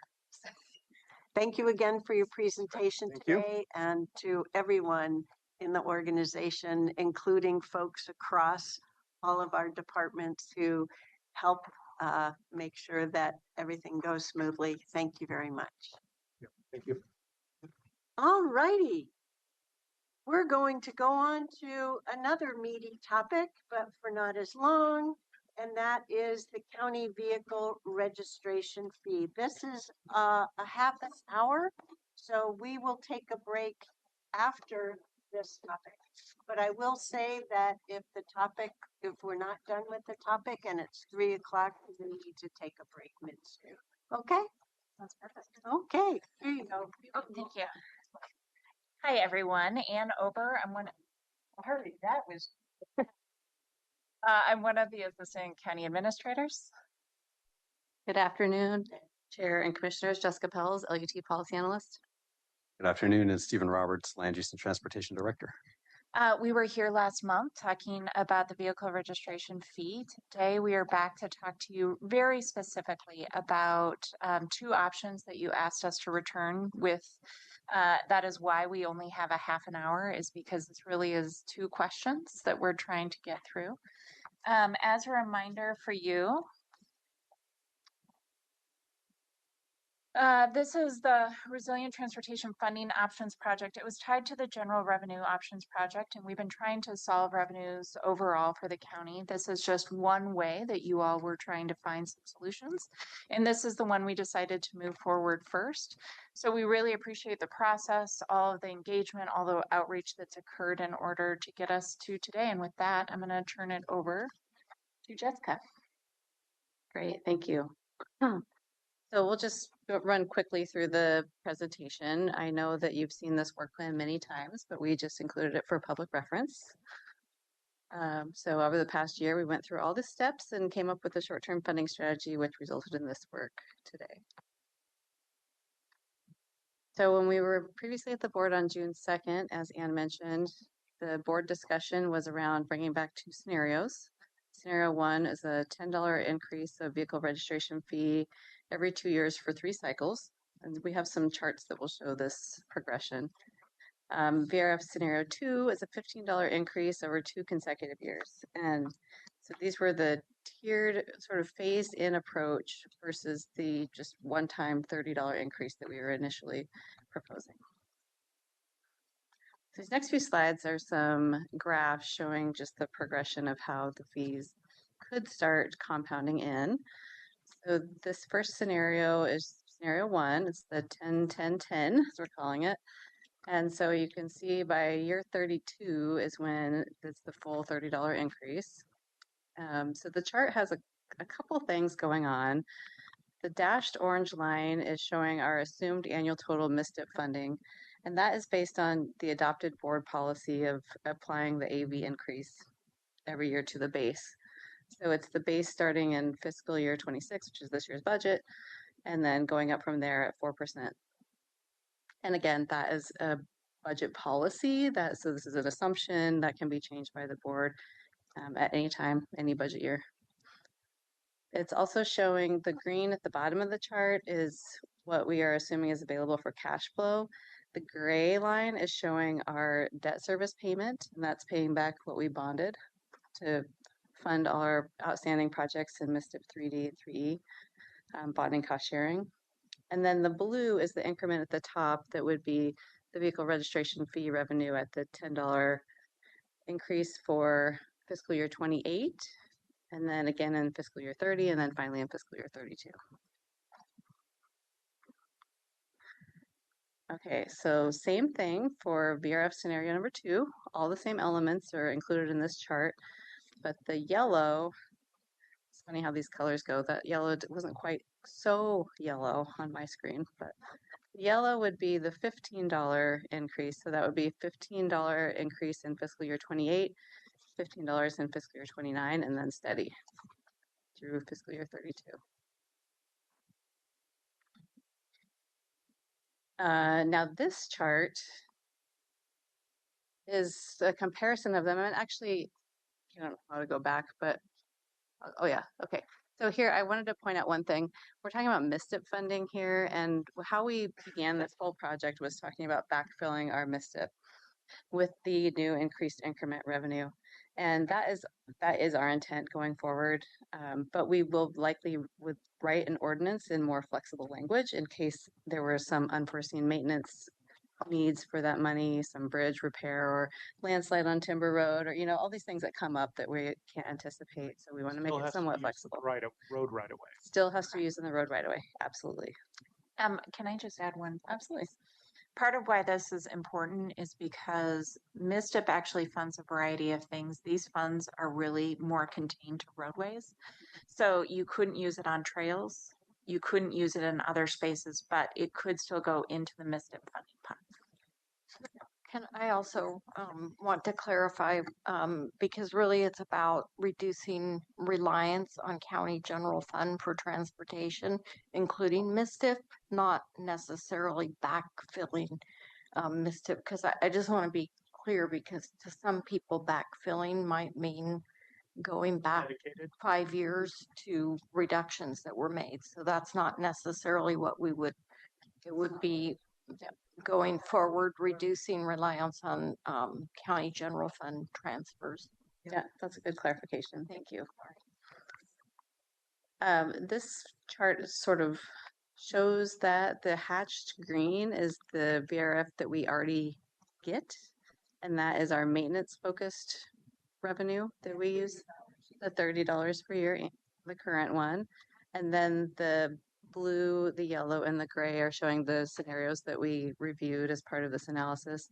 So VRF 1 is blue, VRF 2 is yellow, and then we included the gray as just for reference of the initial $30 one-time increase.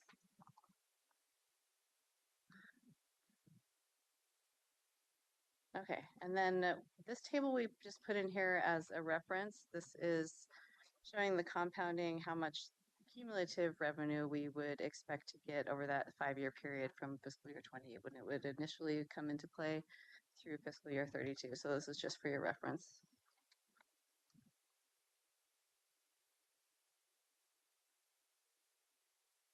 And now, potential next steps for your board. We could prepare an ordinance to advance your preferred scenario. We could time that so a first reading could occur at your August 4th board meeting with a public hearing and potential ordinance adoption on August 25th. We could delay preparation of an ordinance to a future date, or we could stop working on the potential VRF adjustment at this time. And with that, I'll open you with discussion questions. What we've prepared are, do you have any questions or need more information about the potential scenarios? What direction would you like to provide to staff? And if you choose to advance one of the potential VRF scenarios, which scenario do you prefer? I would ask you each to Chris and take no more than 5 minutes. Could I ask a quick question? Are your 5 minutes? Time, that's part of your 5 minutes. Ready, set, go? Okay. Could you go back to where we left our discussion at the previous meeting? At the very end, we discussed the impact of potential state legislation at the transportation level on our decision here. And Jason, I believe, Commissioner Snyder, you brought this up, that does this preclude us? Could you review that for me one more time, please? And maybe Jason, you want to jump in? Can I summarize it? Sure. In the upcoming state legislature, the state legislature could pass a transportation bill, funding bill of some kind. Right. And any legislative session they can. What they have done in the past is precluded local governments from increasing their vehicle registration fee for some time period, for example, 2 to 5 years. So that's why if we want to help ensure that this topic, that we've researched it and left it in good stead for our board, we should try and take it on now versus keeping it open. And knowing it could be adjusted later Yeah. if something changed at the state in a positive way. That answers my question, but a little caveat to that is, and I think, Chair, you answered it, the state could do that at any time, anyway, correct? If they have a legislative session. If they when they have a legislative, I understand. Yes. Okay, I just wanted clarity around that piece. Thank you. I can be crisp. I think the only option, if we're going to do something, is the slower 10-10-10 ramp up. And that is just based on, I think, the reality of where our community is financially and the challenges that people have and the amount of runway time it would provide for people to prepare. I don't think I can support the faster ramp up just because of the significant feedback we've gotten. Plus, we don't know what this legislature may or may not do. So I would, if we're going to do something, that's what I would prefer it to be. I could also go with a waiting to see what the legislature does. So those are my two. I probably prefer that. I'm a strong proponent of doing the right thing for the right reasons, even when it's not popular. And for that reason, I probably mildly favor the 10-10-10. Can I ask a quick question of Jason? In our last conversation, we talked about the 10-10-10, but I don't recall it being over a 5-year period of time. I thought it was 10 each year, like 15 was 27. I'm the one who. Wait 2 years, Yep. jump, wait 2 years. So, well, I guess I would have. That was on purpose, Okay. from my perspective. So I just look at the cost of stretching this out. And in this particular case, the difference between a scenario of 1, 3, and 5, ramp up for 10, delta is $21 million over 5 years. That's not chump change. I would have liked to have seen, I guess, even though I didn't understand your proposal, Jason, evidently, I'd like to see a 10-10 and 10. Over 3 years? Over 3 years, first, second, third year, and what does that look like? To me, then we're comparing a little bit of apples to apples when we do a 15-15. And so, anyway, that's what I would like to have seen. That gets to the same point after 3 years. Yeah. So, because what, to me, what we have seen historically is when they put together a transportation package, they, yeah, we got to increase the gas tax. We're going to increase it 10 cents over 10 years. And by the time you get to the 10th year, you've lost ground rather than gained ground in that 10 cents. But it was agony getting to the 10 cents. Okay. would like to be able to make that same comparison here as to what's the 10, 10, and 10 look like. So in the third year, we are at $30 no matter which way we go. I did just pull up this slide because it's what you keep pointing at, Commissioner. Mhm. I believe what you're saying is that over the second option, the 10, 10, 10, with a shorter ramp up will increase the amount of total revenue Mhm. within that 5-year period. Somewhere between the. Yeah. One and two. Yeah, and so the comparison obviously in this scenario is $16 million, 82 to 98. I just would have liked to have seen the other scenario of a faster ramp up of the 10s. But, you know, we're at this point, I don't want to delay this. I just don't think that's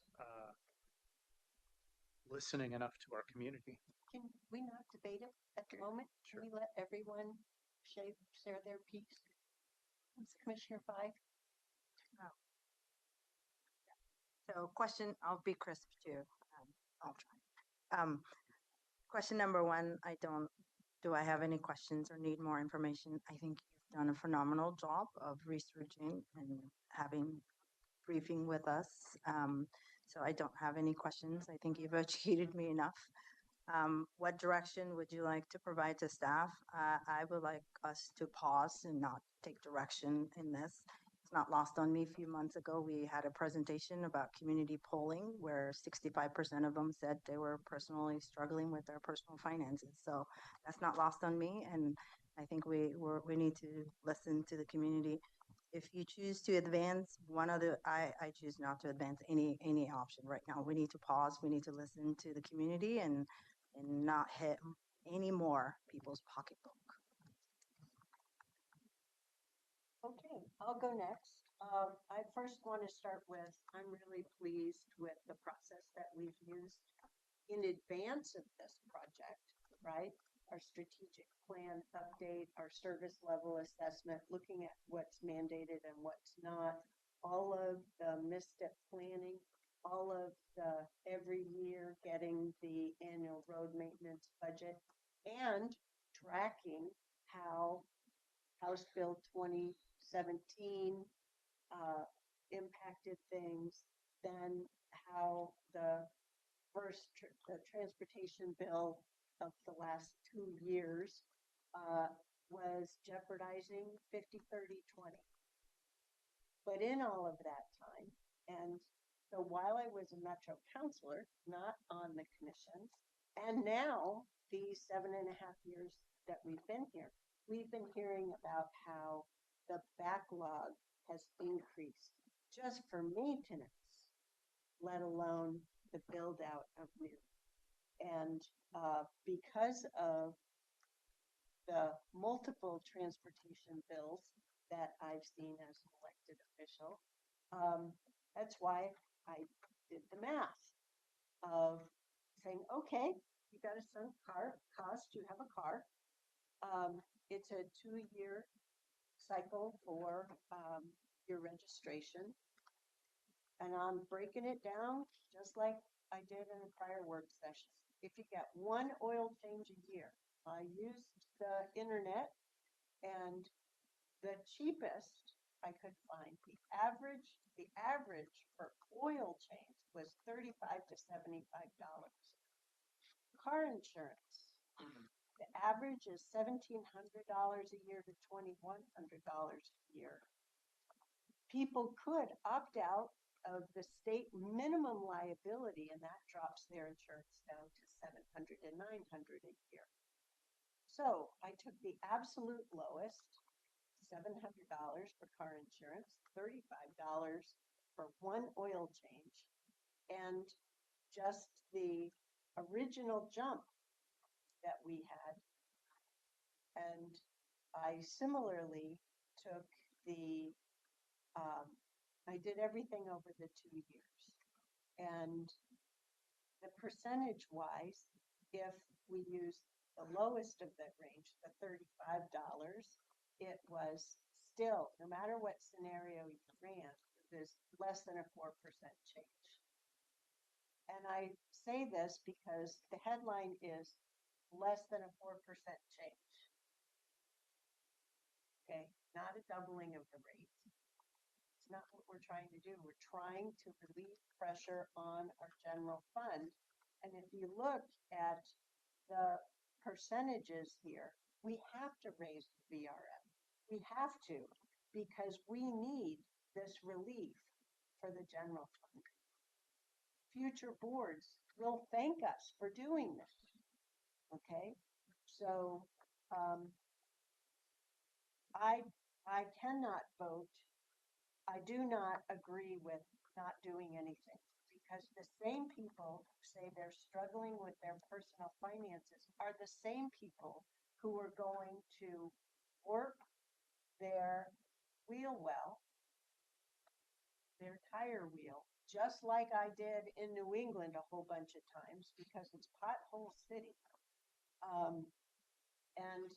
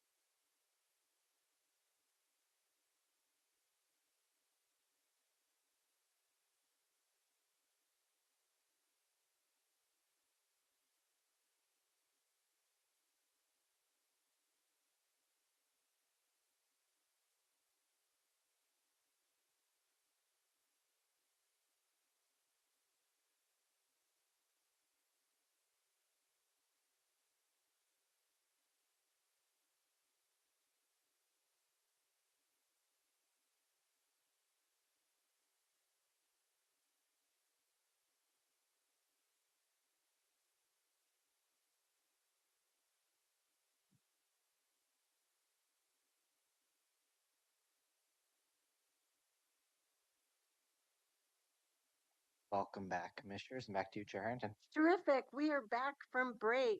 So first order of business for topic 6 is formal agenda item discussion. So we have a CWS business meeting at 5:30 and a county board of commissioners meeting at 6:30.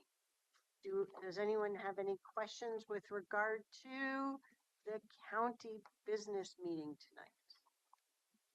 Nope. We have no public hearings and we have one action item, which is the solid waste and recycling fees that we went over in work session just a couple of weeks ago. Okay, great. So why don't we go to leadership communication? Thank you, Chair Harrington. Marnie Kyle, I'm one of the ACAs sitting here for Tanya today, who is in Washington, D.C. on ICMA business, representing the county proudly. So I just have one quick item I wanted to share with you. We don't often introduce new staff to the board, but this is such a critical position for WCCLS and all of our partners that I wanted to give you an opportunity to meet. Our new WCCLS collections manager. So it's my pleasure to introduce to you Elizabeth Lopez, our new collections manager.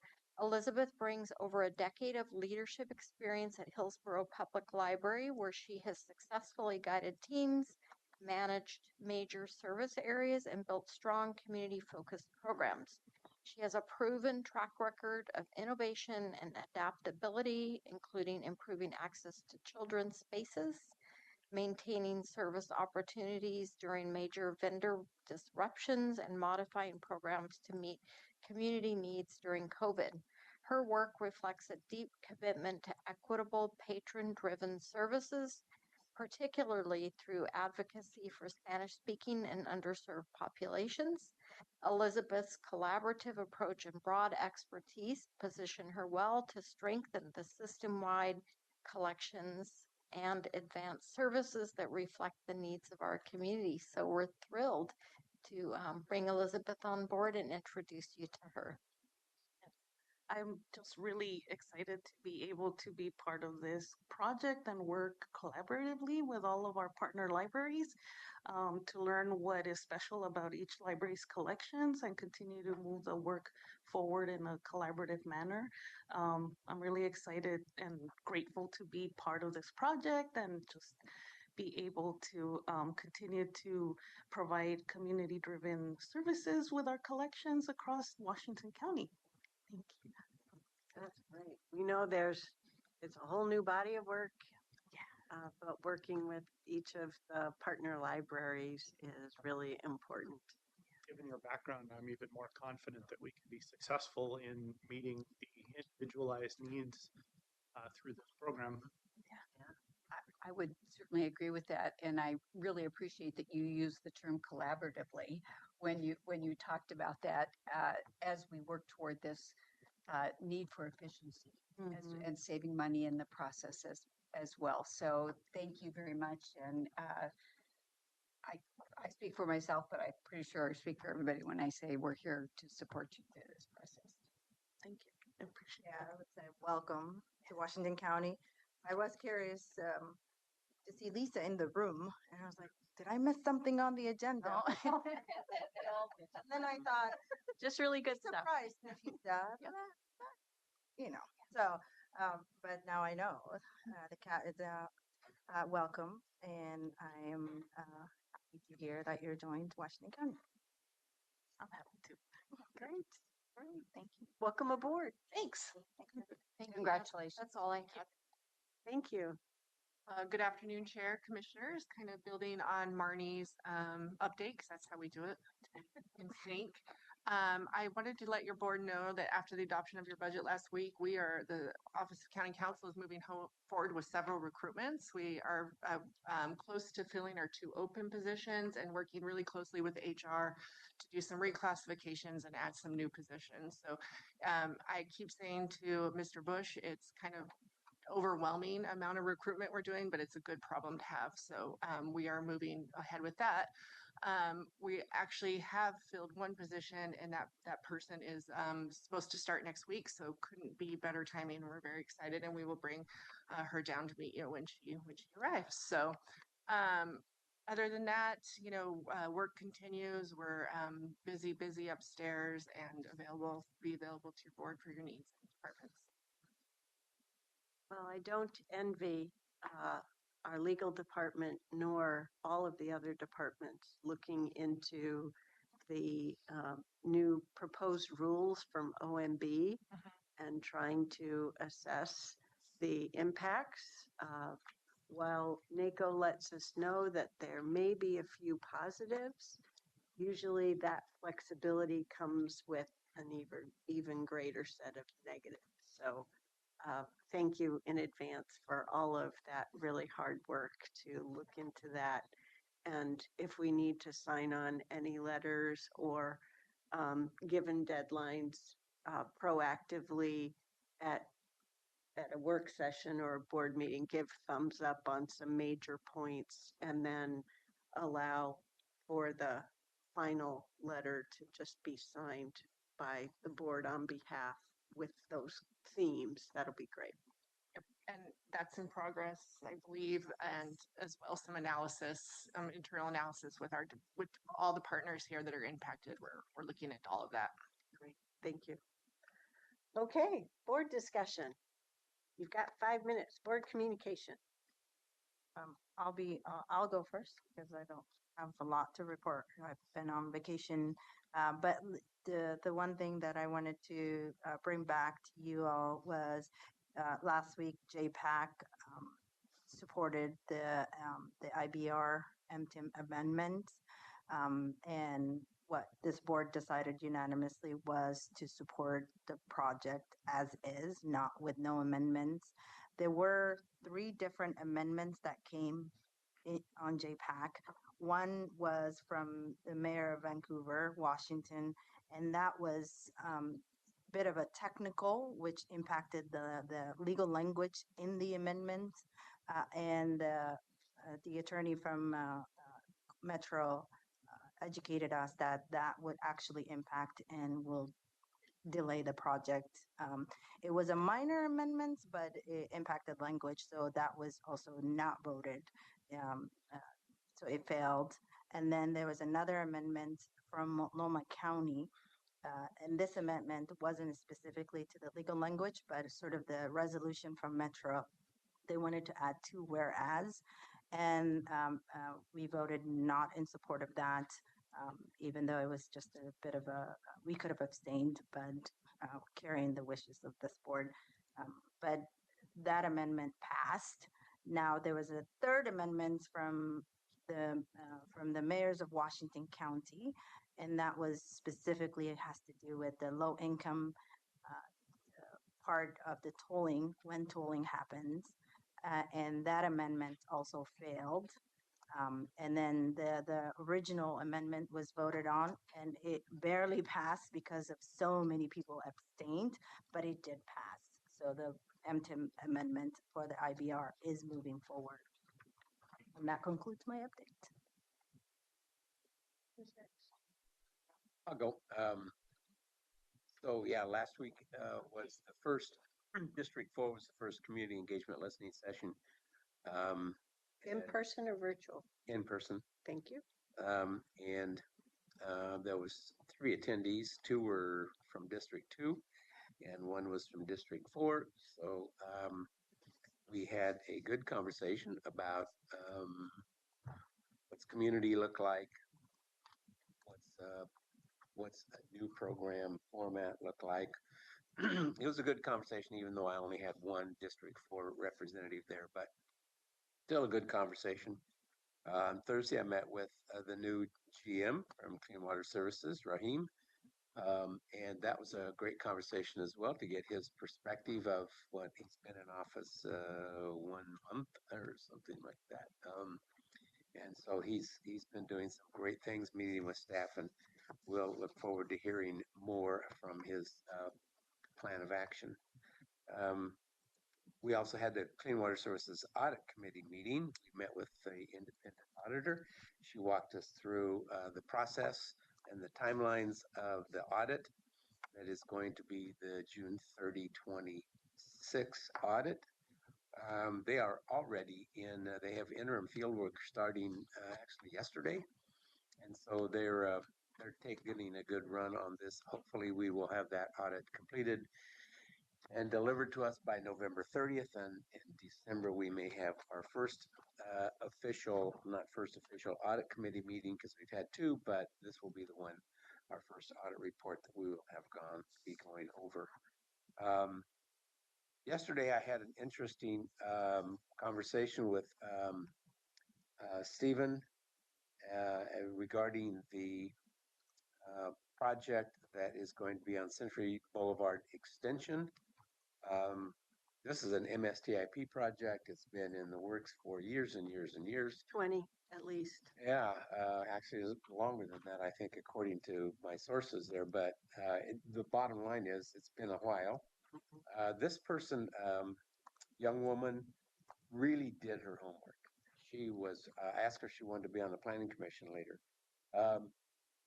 She really did a great job of going through her homework. Unfortunately, the project is scheduled to start next week.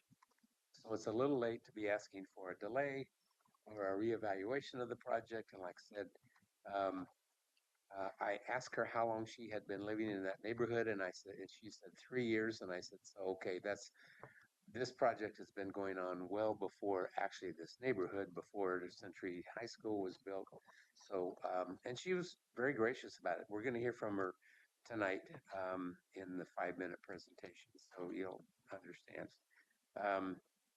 Tomorrow I'm going to the Portland Metro Chamber annual event. I'm assuming more of you will be going with that as well.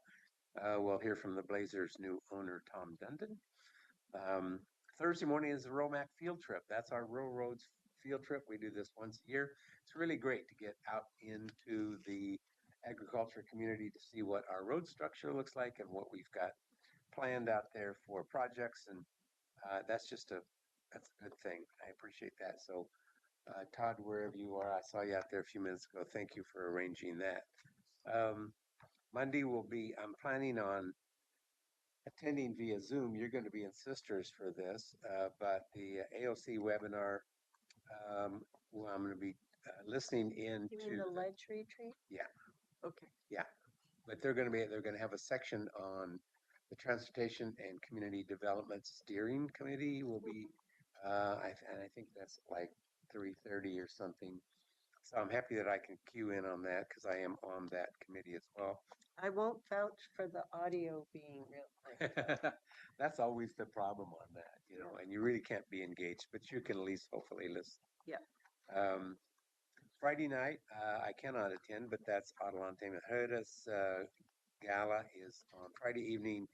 Forest Grove and Cornelius Chamber of Commerce gala is on Saturday evening. I will be attending that. And next week is July 4th week, so there's not a lot going on. I have a fair board meeting on Wednesday.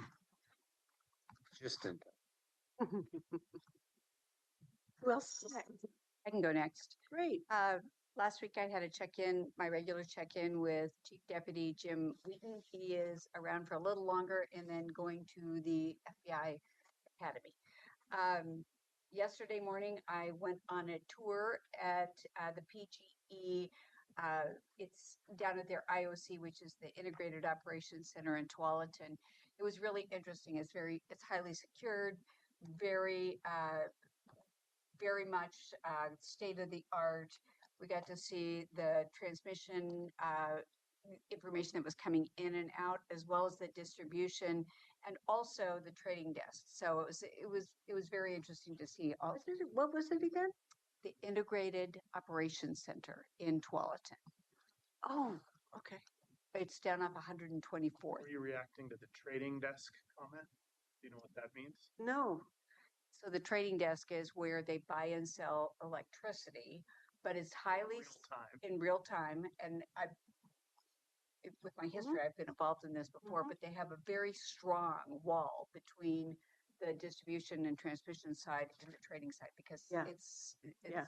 basically insider trading. If I did so anyway, it's very interesting in how they integrate the different types of generation, whether it's wind, solar, any of their renewables along. They have a small amount of coal, and then they have hydro. So the whole concept, but what was most interesting to me and to us is the fact that the building is built to be compliant with earthquake standards. There's a heliport there that people can be airlifted in and out. I mean, it's an amazing place.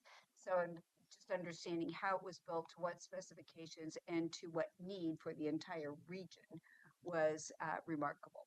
So and they moved those operations used to be down at World Trade Center, where in an earthquake that would be liquefied. So it's a huge upgrade. It's a beautiful facility. I've been there before, but haven't gone on the whole tour. So, and there, I was joined on that tour with members of the Tualatin City Council, as well as Woodburn, Yamhill. So there were a number of different county commissioners, as well as city councilors and mayors. So tomorrow I'm going to be attending the Metro Chamber event as well. And then I have MPAC tomorrow night, where we will be talking about the MTAC nominations. We'll hear updates on Future Vision Engagement and Vision Summit, get an update on the 2026 Economic Development Roadmap, and hear about the 2040 Growth Concept Look Back. So there's no voting that's taking place. I don't need to get feedback from you for that, but so it's going to be an informational type of meeting.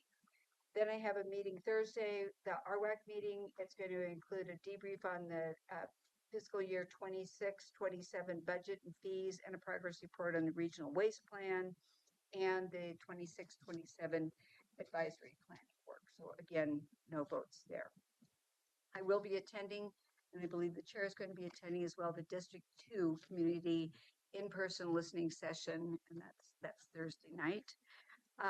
Friday, I have an RDPO Policy Committee meeting. We just sent in our votes yesterday for the budget. I worked with John Wheeler on that. It was already embedded in our current budget, and I voted yes on that. So we'll see how that's going in relationship to their costs and their money from FEMA and that whole situation.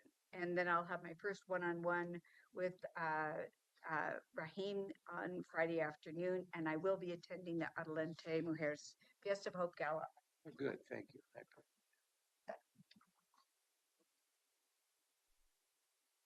All right. Last Thursday, we had a county audit committee meeting and met our new auditors for the first time. So that was a good orientation, and the audit committee having an opportunity to meet, work through a couple things, make sure everyone's on the same page.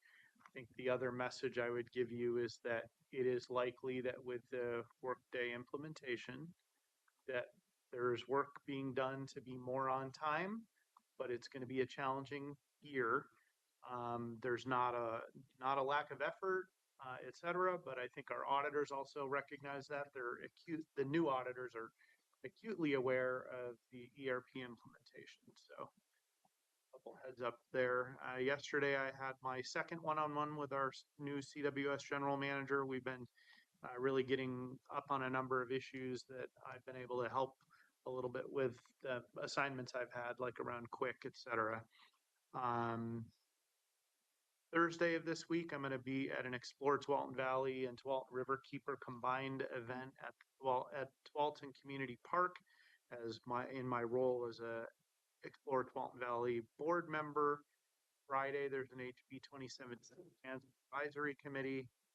I will also be attending the Fiesta of Hope on Friday night. This weekend is the Tigard Festival of Balloons. So All right. I give a little shout out to that. That's Tigard's biggest community event of the year. It's going to get a little wet. Perhaps.